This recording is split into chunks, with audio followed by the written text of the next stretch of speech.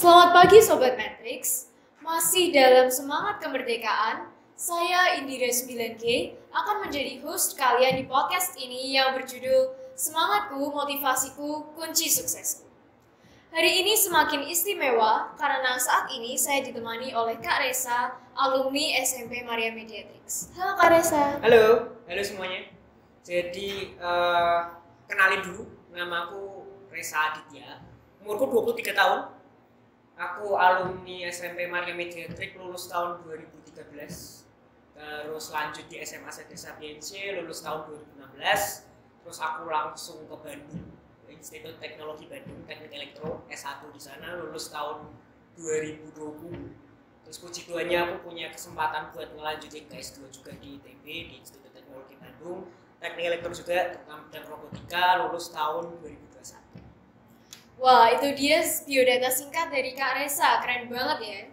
Oh ya Kak, masih dalam semangat kemerdekaan, boleh dong menyampaikan konsep kemerdekaan buat kakak itu kayak gimana sih? Konsep kemerdekaan ya, mungkin sebelum aku bahas itu, aku juga mau, karena ada kaitannya, aku juga mau kenalin juga kesibukanku sekarang juga kali ya gitu ya. Jadi sekarang itu aku kerja di salah satu perusahaan Amerika gitu ya. Jadi robotic software engineer atau sebutannya itu robotic programmer mungkin lebih sering didengar. Selain itu juga aku salah satu founder dari bimbingan belajar namanya Studientus gitu, les-lesan gitu. Jadi aku punya dua pekerjaan lah dalam tanda kutipnya, dua sisi gitu ya. Satu sisi aku kerja tuh Senin sampai Jumat tuh biasa. Terus Jumat siang sampai Minggu tuh aku ngurusin les-lesan gitu ceritanya gitu. Nah, balik lagi ke sini nih karena ada kaitannya. Jadi saat aku dengar masalah kemerdekaan, tuh yang ku inget itu cuma satu, kerjaanku. Jadi bagiku kemerdekaan itu adalah kebebasan, tapi yang bertanggung jawab. Dan aku nemuin itu di pekerjaanku sekarang. Aku salah satu orang yang beruntung di dua pekerjaan itu aku bisa nemuin di bidang sains dan engineering. Engineering itu kalau bahasa, ini aku bakal sering nyebut ini soalnya. Jadi engineering itu bahasanya tuh kayak kamu orang yang bikin alat gitu, kayak bikin mobil lah, bikin perkakas elektronik lah, bikin apapun itulah ya yang kalau kuliah tuh ambil-ambilnya teknik-teknik gitu kan. Nah, itu engineering sebetulnya. Nah, aku salah satu orang yang beruntung bisa bekerja di bidang itu, sains dan engineering. Jadi di situ tuh aku benar-benar bisa bebas dalam berargumen dengan siapapun asal ada dasar sainsnya. Aku bisa ngembangin riset siapapun asal ada dasar sainsnya. Aku bisa menemukan, membuat barang apapun asal ada dasar sainsnya dan sebagainya. Dan itu nyambung gitu, dengan merdeka. Bebas yang bertanggung jawab. Bebas tapi ada dasar sainsnya. Bertanggung jawab gitu. Oke, kakak kan alumni MM nih. Boleh nggak diceritain pembelajaran dulu waktu kakak masih SMP itu kayak apa aja? Pembelajaran dulu ya, yang ku ingat tuh yang cukup beberapa yang cukup berkesan tuh kayak dulu, sekarang tuh dengerku udah nggak ada. Dulu itu masih ada konsep kelas unggulan, udah nggak ada kan? Nggak ada. Dulu tuh ada konsep kelas unggulan dengan berbagai pro kontranya. Ada pronya, ada kontranya. Aku ngerasain pronya juga, bukan soal kontra. Karena lingkungan di sana jadi lebih bagus, lebih kondusif dan sebagainya. Ada pro kontra itu yang paling penting. Terus ada juga masalah guru-guru yang selalu karena ngajarnya masih buat teman-teman SMP juga ya, jadi sangat interaktif gitu. Dan ada juga yang galak kayak Pak Ari gitu. tapi ya bener-bener fun sih dulu aku ingatnya juga. Terus ada moving class juga dulu sempat tahun perdana moving class itu aku kelas 9 aku ingat capek naik turun tangga badanku juga segini ya gitu, dulu lebih kecil lagi segini kali ya gitu. Itu capek tuh, naik turun tangga itu capek beneran tapi seru, asik gitu, jadi suasananya beda terus dan sebagainya. Yang mau aku tekenin memang MM aku salut sih, aku datang lagi sekarang juga di sini kan jadi ngajar di ekstrakurikuler juga ya di robotik tuh. Jadi aku juga melihat lagi SMP ku dulu dan sekarang tuh banyak perkembangan yang aku salut. Oh ternyata SMP ku keren. Wah, gitu ya. Boleh nggak sih kakak ceritain tentang pengalaman kakak yang paling berkesan waktu kakak di SMP? Berkesan itu banyak. Kalau paling ya kalau ngomongin pengalaman berkesan itu ya bisa seharian, tapi kayaknya timnya udah mulai lapar di belakang. Jadi aku ambil top 3 aja kali ya gitu. Jadi yang pertama itu mungkin di bidang non akademiknya dulu gitu ya. Jadi dulu aku juga tergabung ke kepengurusan OSIS. Jadi aku nggak tahu sekarang ya, mungkin karena dulu masih ya kita kan waktu itu masih SMP ya, jadi memang kepengurusan OSISnya belum terlalu banyak megang acara full gitu kan, kayak SMA mungkin dibanding sama SMA kan belum full gitu ya. Kalau SMP kan ya masih membantu lah gitu kan, memang masih belum tahu gitu kan, belum tahu banyak.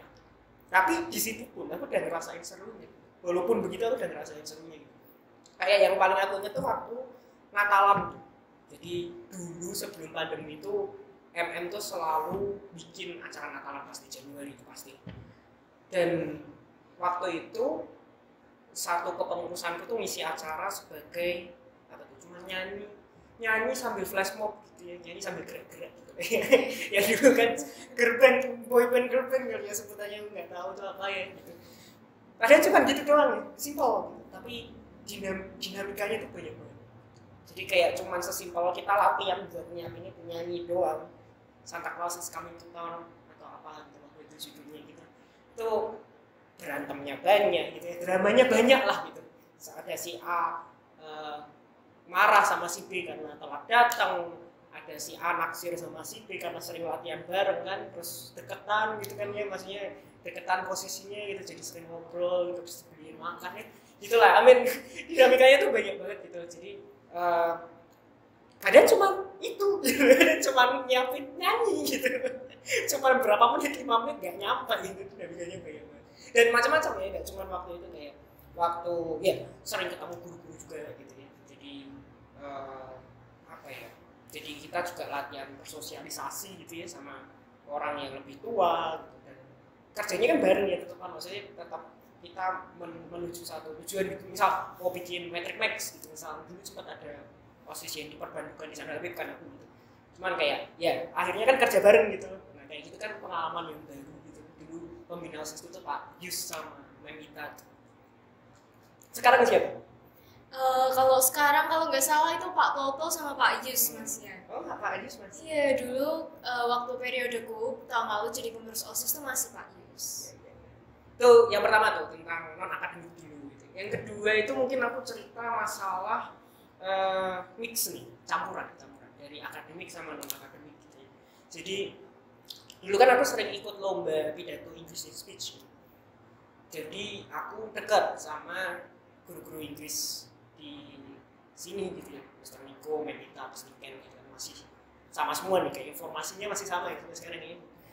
Nah karena dekat itu akhirnya waktu itu tuh tahun perdana Misnik, kayaknya yang initiate tuh Misnik kan, bisa tahu ini Memita juga sih, tapi initiate English Club itu yang sampai sekarang masih ada tuh, aku tanya tuh masih ada.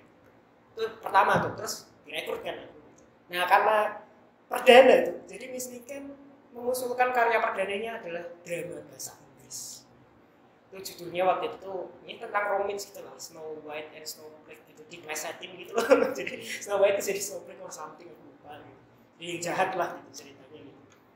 Nah di situ ya dinamikanya banyak ya, sekali lagi kayak waktu latihan di lab fisika sampai sore itu bareng-bareng sama apa Miss Weekend sama tim waktu itu berlima kan, salah satu English Club gitu.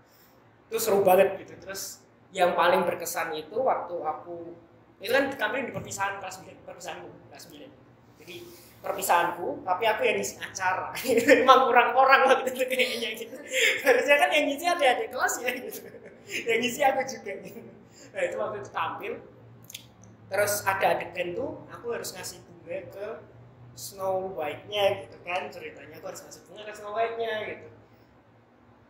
Skripnya kayak gitu, terus di latihan juga aku nggak pernah ngapa-ngapain di situ ya, sesuai skrip aja. Cuman di waktu tampil itu, beneran waktu tampil itu kan Misty kan masuk ya jadi cameo gitu, jadi nggak cuma aku sama Snow White-nya doang, ada Misty Ken-nya juga. Nah aku ngasih bunganya ke Misty Ken, terus jadi satu aula tuh ketawa semua. Miss Nikennya juga malu ketawa-ketawa gitu dia. Jadi ya mungkin dari SMP emang anak-anak SMP sekarang memang udah bisa lihat cewek cantik. Kalau setelah drama yang punya Kak Resa, setahu saya tuh belum ada drama Inggris lainnya. Mungkin setelah ini bisa nih kita sampaikan ke Miss Ita atau ke Miss Niken ya. Kebetulan saya juga anggota English Club nih, mungkin bisa jadi broker. Bisa.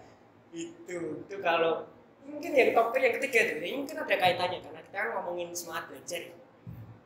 Yang ketiga tuh kaitannya sama akademis. Dulu aku pernah berkesempatan mewakili MM ikut olimpiade fisika.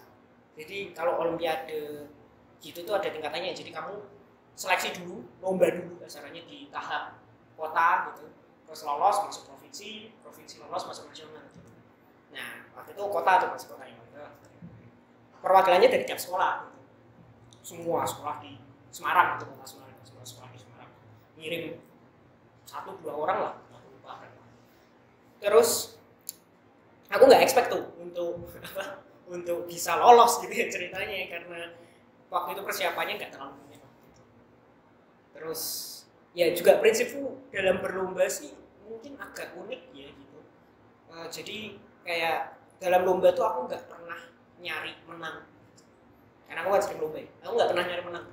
Yang ku cari itu yang pertama adalah pengalaman, gitu. Yang kedua adalah thrill and excitement-nya, gitu. Keseruannya gitu, dalam melakukan itu semua. Gitu. Jadi ya nothing tulus lah sebutannya gitu. Jadi do your best aja gitu, atau lomba gitu. Mau lomba apapun, mau lomba ngomong, mau lomba fisika, mau lomba matematika apapun. Nah, tadi balik lagi. Jadi sampailah kerjain tuh, lolos ternyata gitu. Kayak tiba-tiba lolos aja gitu. Nah, yang paling bikin berkesan itu tuh diumuminya tuh waktu di gereja. Jadi dulu itu di MM itu hampir tiap Jumat lah, katakanlah itu. Jumat pertama maksudnya, Jumat pertama itu pasti kita ke Atmodiron, ke gereja. Jalan gitu. Rame-rame tuh, mungkin sebelum pandemi ya gitu. Rame-rame tuh guru semua, 789 semua ke gereja gitu. Itu lumayan tuh, jam kosong, jam 1 gitu. Pelajaran pagi tuh kosong gitu. Terus kita ke gereja, terus habis misa kan, biasa ada pengumuman kan sebelum pulang gitu ya, biasa hati-hati di jalan, waktu jalan jangan bercanda lalala gitu ya biasa. Langsung masuk gitu, langsung istirahat gitu ya biasa. Nah itu ditambah ternyata waktu itu gitu. Waktu itu Pak Ari maju, terus bilang nih selamat buat teman kita gitu. Lolos seleksi kota, lanjut ke provinsi, ngomong gitu, lolos menjadi fisika gitu. Nah yang paling bikin berkesan tuh ya lolosnya juga berkesan, seneng kan, wih lolos gitu kan. Cuman yang lebih berkesan lagi tuh Pak Ari kan galak kan, jarang senyum ya gitu. Itu tuh senyum waktu itu gitu, kayak seneng gitu. Terus jadi aku juga, wih Pak Ari senyum gitu, selain wih lolos, wih Pak Ari senyum gitu, kayak gitu. Jadi akhirnya lolos kan masuk ke provinsi. Nah ternyata sebelum seleksi provinsi itu lomba lagi kan gitu. Jadi dicari lagi, disaring lagi ceritanya gitu. Itu Pemprov Jateng itu ngadain program pelatihan karantina lah, mereka sebelum pandemi punya gitu. Karantina gitu seminggu di Salatiga. Jadi kita dilatih fisika sama bapak-bapak dosen dari Undip sama UNES. Jadi ya itu ada semua cabang ya di Salatiga itu, di satu tempat itu kayak tempat penginapan gitu. Jadi ada kelas-kelas juga itu, ada biologi, ada fisika, dan matematika, semua kumpul di situ gitu yang olimpiade. Nah itu juga berkesan banget sih, seminggu yang terasa seperti sebulan. karena ada 3 hal yang paling berkesan itu ada 3 hal. Yang pertama itu buset, amit-amit sulit banget gitu. Itu sulit banget lah, itu pelajaran itu sulit banget. Jadi itu sebenarnya pelajaran kita, materi kita cuma di-upgrade gitu, dinaikin levelnya gitu sampai ke level SMA gitu. Nyerempet SMA gitu, ya kan belum belajar ya gitu. Jadi sulit banget waktu itu. Kebayang, makanya kerasa sebulan ya itu waktu itu, kerasa sebulan itu yang pertama. Yang kedua itu tuh aku ingat banget bukus milik, jadi ngampirin aku, menjengukku, memastikan aku baik-baik saja gitu sama mama-mamaku waktu itu gitu. Terus aku ingat banget habis itu kan ya kayak ada boleh lah waktu bentar gitu buat keluar sama orang tua kan banyak juga. Walaupun di karantina ya bukan berarti nggak boleh keluar sama sekali nggak gitu. Cuman ya ada waktu sebentar itu bisa makan di pemancingan gitu. Terus yang ketiga itu ada satu cewek cantik di cabang biologi cantik banget. Itu tiga yang gue inget tuh dari masa-masa itu. Dan anyway akhirnya aku nggak kelanjutan ceritanya. Akhirnya ya setelah pelatihan seminggu kan lomba lagi yang saringan nyaring lagi kan. Itu aku nggak lolos di tahap selanjutnya gitu, nggak lolos ke tahap selanjutnya. Cuman yang apa ya yang berkesan sampai buat aku sampai sekarang adalah di detik itu, di saat itu aku bener-bener hook up sama science dan engineering. Kayak pernah nggak sih kalian ngerasain kalau nemuin sesuatu yang apa ya, pas gitu kayak oh ini gitu. Nah itu di saat itu walaupun aku nggak gitu, dan thrill and excitementnya tuh kayak wow, jadi itu berkesan banget sih. Wah, jadi itu tuh pengalaman Kak Reza yang top 3 yang paling memorable di Lanjutkan yang keempat enggak ya? Beda waktu lanjut. Nah, untuk yang terakhir nih dalam konteks lomba itu kan Kak Reza kan nggak berharap untuk lanjut ke provinsi kan. Tapi pada saat itu Kak Reza lolos. Nah, menurut kakak meskipun pada saat itu nggak berharap, penting nggak sih buat kakak belajar mempersiapkan itu? Ya itu jelas ya pasti. Jadi gini, aku tuh sangat prihatin kalau denger siapapun ya orang-orang di luar sana itu ngomong sekolah itu nggak penting, ilmunya nggak kepake. Ngapain kamu belajar apa biasa bahasa ilmiah hewan gitu ya? Ada yang kelas 7 materinya beda sekarang. Anyway gitu kan. Narasi yang kayak pelajaran di SMP nggak bakal kepake di kehidupan nyata. Banyak ya kayak gitu kan. Itu tuh aku prihatin sih gitu karena ada dua hal yang aku mau komen dari pernyataan itu gitu. Yang pertama itu biasanya mereka juga ngaitin sama kesuksesan ya dalam gitu. Jadi banyak yang udah belajar kayak gitu juga akhirnya toh juga nggak sukses gitu kasarannya. Yang pertama aku mau komen kalau iya itu emang realita gitu. I mean maksudku juga ya itu ada gitu orang-orang kayak gitu. Udah belajar mati-matian, lulusan universitas bagus kayak universitasku gitu misalnya gitu ya. Tapi akhirnya juga nggak bekerja sesuai keinginan, nggak enjoy kerjaannya, juga dalam tanda kutip nggak sukses gitu kan. Itu juga ada, aku lihat. Aku nggak menutup mata sama itu gitu. Maksudnya emang mereka ada, teman-temanku sendiri bahkan gitu. Cuman ya logikanya gini, kalau misalnya mereka aja yang belajar mati-matian, yang masuk universitas bagus dan sebagainya aja masih ada chance untuk dalam tanda kutip gagal atau belum berhasil, apalagi orang-orang yang nggak belajar. Logikanya gitu kan, simpel. Jangan logikanya dibalik. Jangan logikanya ya udah ngapain belajar gitu kan, salah gitu. Justru yang gitu aja masih bisa kejeblong loh gitu, bahasa Indonesia apa? Masih bisa terjerumus loh gitu kasarannya kan. Apalagi yang enggak kan gitu. Itu satu. Yang kedua, kalau mereka bilang nggak kepake, aku salah satu orang pertama yang kontra sebenarnya. Karena bagiku di kerjaanku sekarang itu kepake. Jadi apa yang diajarin IPA mungkin di IPA yang diajarin di SMP dan SMA itu kepake. Walaupun aku nggak pakai materi di bab 3 pelajaran biologi, misal hewan gitu misal, karena aku bidangku kan robotik gitu ya, programmer lagi gitu. Aku nggak pakai bab 3-nya, tapi logika berpikir yang diajarin Pak Ari dulu waktu ngajarin bab 3 itu masih aku pakai sampai sekarang, katakanlah gitu. Jadi kalau ada yang bilang nggak kepake, itu aku jadi bertanya, dulu kamu belajar berarti ngapalin doang gitu. Karena sebenarnya belajar kan bukan ini yang selalu ketekenin ya, waktu aku ngajar dimanapun, waktu aku ngomong gini juga, waktu aku ngajar di les-lesanku, waktu aku ngajar di ekstrakurikuler dan sebagainya gitu, yang selalu ketekenin gitu. Yang harus kamu lakukan dalam belajar itu jadi sekarang tuh ambigu gitu. Belajar itu bukan ngapalin, belajar itu mahamin konsepnya dan logika berpikirnya. Kalau aku nyebutnya logika sains, terutama di bidang IPA ya, logika sains. Jadi artinya ya, kalau kamu nemu problem, kalau kamu nemu masalah, yang harus kamu pikir pertama kali adalah why, kenapa bisa gitu, dan yang kedua how-nya, bagaimana caranya ya biar solve dengan sains, kayak gitu. Dan itu yang menurutku justru mahal, dan itu logika itu tuh sebenarnya diajarin di SMP SMA secara tidak langsung gitu ya. Nah, belajar yang benar menurutku adalah saat kamu bisa ngambil itunya, bukan ngambil ngapalinnya. Ya gitu. Jadi balik lagi, penting belajar banget. Oke, kalau kita sudah ngomongin belajar, kita juga sudah ngomongin kesuksesan. Menurut kakak, apa sih tantangan yang terberat bagi siswa-siswi untuk belajar? Kalau bagiku sih tantangan terberat itu adalah diri sendiri. Jadi saat kamu membatasi gini, jadi tiap orang itu punya kemampuannya masing-masing gitu ya. Jadi mereka punya bakatnya sendiri-sendiri gitu.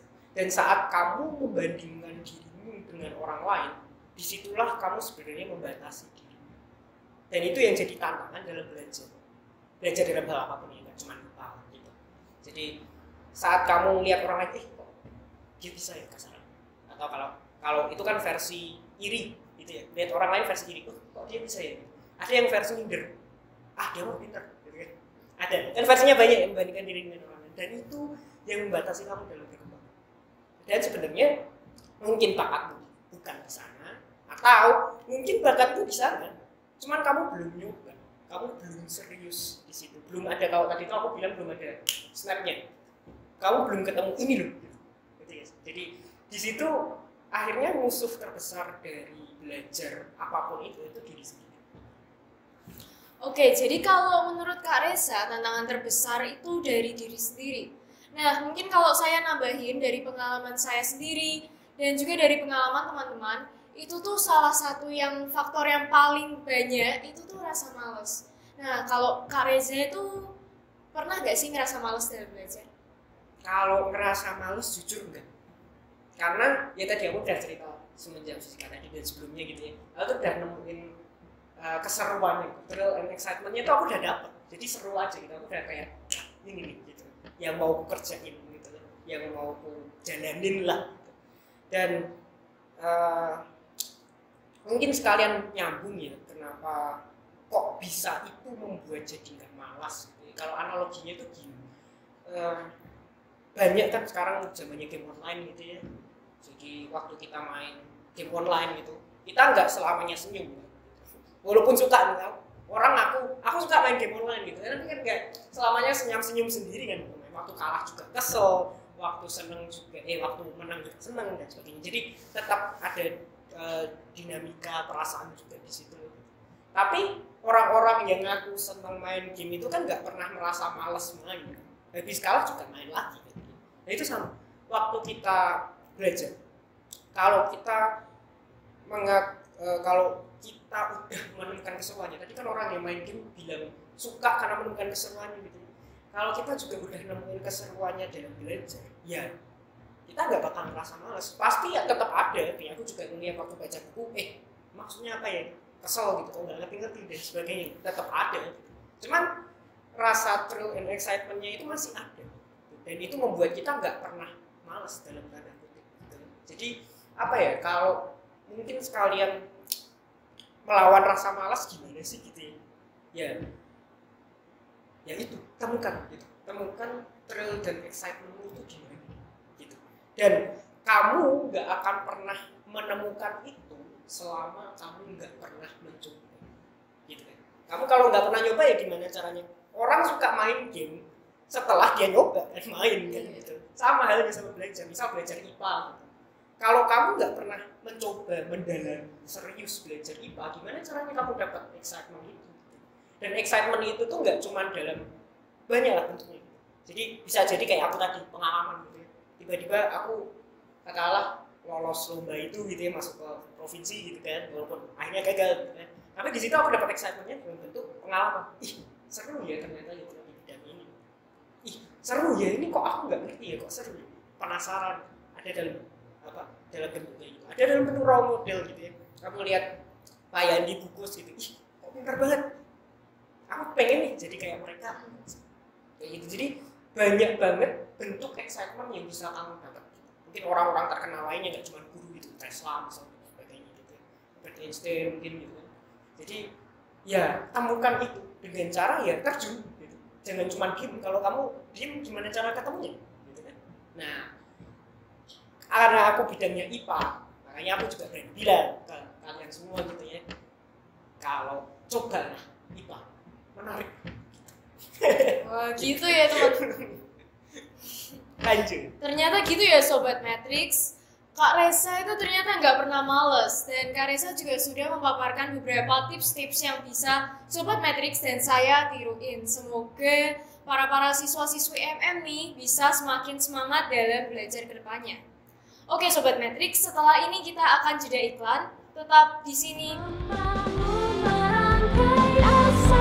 Mencoba meraih mimpi, berjuang menggapai cita, karena kami di sini, kami manusia beriman, cerdas, peduli sesama, mencinta alam sekitar, semangat Matrix yang menghidupi.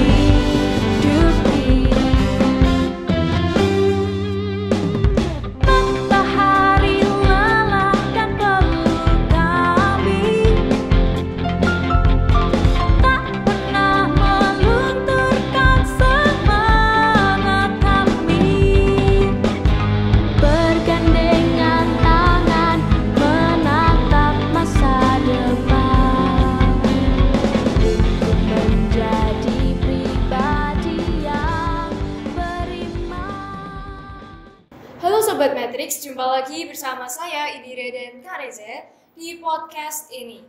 Lanjut untuk pertanyaan selanjutnya, masih dalam rangka kemerdekaan Indonesia nih Kak. Saya mau tahu mengenai konsep semangat buat kakak itu apa sih?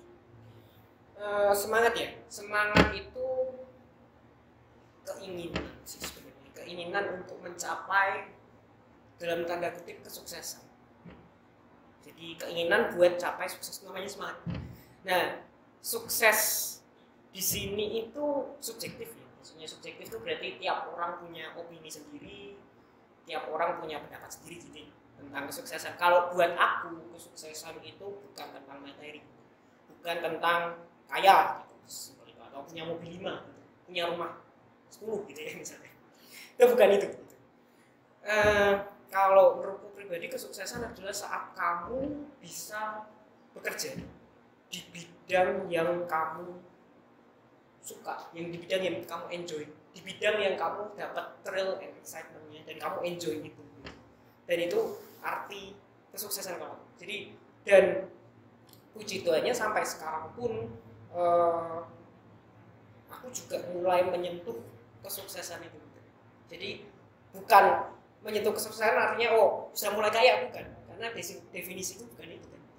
Tapi ya aku merasa kerjaanku dua sekarang yang tadi aku sebutin, yang satu jadi programmer di perusahaan Amerika gitu, yang satu bikin les-lesan sendiri dengan konsep belajar yang aku suka, rasanya menurutku benar gitu, dan sebagainya, itu aku enjoy itu semua gitu. Dan jadinya ya it's really fun gitu, kayak gitu sih.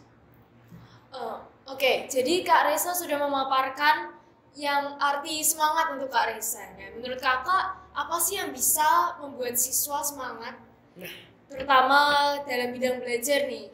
ya, jadi sama kayak yang ku sebutin tadi ya, mungkin yang dengar sampai akhir ini biar nggak bingung gitu, biar nggak kemana-mana, ya kuncinya adalah mencari thrill and excitement tadi, gitu. Mencari keseruan tadi di bidang-bidang yang memang kamu suka. Gitu. Dan kita, misal lagi ya, jangan skeptik dulu waktu aku ngomong bidang yang kamu suka gitu. Skeptik itu artinya nggak percaya duluan gitu, udah pesimistik gitu, kayak IPA sulit misalnya gitu, kayak gitu sering ya kayak gitu kan. Nah, ada nggak lu pernah nyoba nyerius ya di dalam, karena bagi salah satu praktisi IPA gitu ya, aku ya, IPA tuh seru karena aku udah nyoba dalemin dan iya ini seru. Dan kalau gitu, kalau kamu tanya tips biar semangat belajar gimana sih? Ya coba dulu kamu seriusin tuh pelajarannya gitu kan. Satu-satu tuh, mumpung kamu masih SMP. Banyak tuh, ada IPS, ada IPA, ada matematika, apapun itu, ada seni dan sebagainya gitu kan ya. Jadi coba aja satu-satu, kan belum tahu. coba aja satu-satu, kamu seriusin mana yang bikin kamu, kalau tadi yang bilang tuh snap kayak ini nih. Dan kalau kamu udah dapet itu di satu bidang atau di beberapa bidang, nggak cuma satu loh. Dulu aku dapat hal-hal itu juga nggak cuma di situ. Dulu aku pernah ikut lomba sejarah. Sudah serma sejarah waktu SMA, aku ingat banget. Bahas Soekarno lah, bahas apa gitu. Kadang ya beda jauh sama bidang yang aku pilih sekarang. Maksudnya excitement itu kan nggak cuma satu gitu ya. Kalau kita bisa excited di berbagai bidang, kenapa tidak gitu? Kalau kita bisa semangat di berbagai bidang, kenapa tidak? Ya kuncinya adalah coba jangan skeptik dulu, jangan nggak percaya dulu bilang ini sulit, ini apa, jangan berasumsi dulu, terjun dulu. Oke, jadi Kak Resa udah ngomongin prinsipnya dalam belajar. Nah, Kak Resa kira-kira sebagai alumni MM ada nggak pesan yang mau disampaikan buat adik-adik yang masih di bangku kelas 7 atau 8 atau 9? Ada. Ya, belajar yang benar gitu ya. Belajar yang benar itu yang tadi aku bilang juga ya. Jangan cuma dihafalin. Konsep dan logika itu jauh lebih penting, terutama buat IPA gitu ya. Kamu mengarah ke matematika dan IPA gitu. Itu jauh lebih penting gitu, untuk memahami konsep dan logika berpikirnya gitu. Terus yang kayak tadi aku bilang ya, coba temuin keseruannya, jangan takut mencoba. Dan yang ketiga sebagai penutup itu aku mau bilang kalau dalam kita gini, dari yang berhasil mengikuti podcast ini sampai akhir gitu ya, terus sedikit banyak termotivasi gitu, dan ada kutipnya kayak oh iya ya gitu, kayak ada oh iya ya gitu kan. Aku cuman minta tolong aja gitu untuk semangat itu jangan dibuat. Ceritanya kamu boleh pakai ini. Jadi aku puji Tuhannya sudah kerja di perusahaan Amerika, terus sudah punya les-lesan sendiri gitu ya. Dan aku enjoy itu semua, itu yang terpenting gitu kan. Dan kalau kalian merasa termotivasi untuk itu, jadikan aku sebagai punggung yang kalian lihat sehari-hari, biar semangat itu untuk aku. Jadi aku bisa sampai sekarang itu karena aku juga melihat punggung-punggung orang lain yang udah duluan dalam tanda kutip sukses menurut definisi mereka. Dan kalau aku bisa jadi orang seperti itu buat kalian yang dengerin sampai akhir juga, aku bersyukur banget. Dan jadikan itu aja, kejar aku, lampaui aku, karena murid harus lebih pintar dari gurunya gitu. Itu yang ketiga sama terakhir banget nih, jangan sombong. Yang terakhir, karena aku udah S2 kayak gini pun aku ngerasa masih banyak hal yang harus aku pelajarin gitu. Dan dalam tanda kutip pengertian lainnya nyambung yang tadi ya, aku masih ngelihat banyak punggung di depan yang harus aku dengan enjoy gitu, bukan dengan kompetitif yang ambisius gitu ya. Karena sekali lagi kalau kamu berangkatnya kayak yang aku omongin tadi gitu ya, dari excitement, thrill, kita orang-orang biasanya punya passion. Jadi passionnya di mana gitu, itu nggak bakal kamu ambisius ngejar, kamu bakal ngejarnya sama enjoy. Oke, wah Sobat Matrix, nggak kerasa banget kita sudah di penghujung podcast ini. Terima kasih untuk Kak Resa atas ketersediaannya menjadi narasumber dan juga sudah membagikan tips-tips untuk para Sobat Matrix dan yang sedang menonton dan juga saya. Jadi sekali lagi terima kasih Kak, dan juga terima kasih untuk yang sudah menonton. Sampai jumpa di podcast selanjutnya. Sampai jumpa.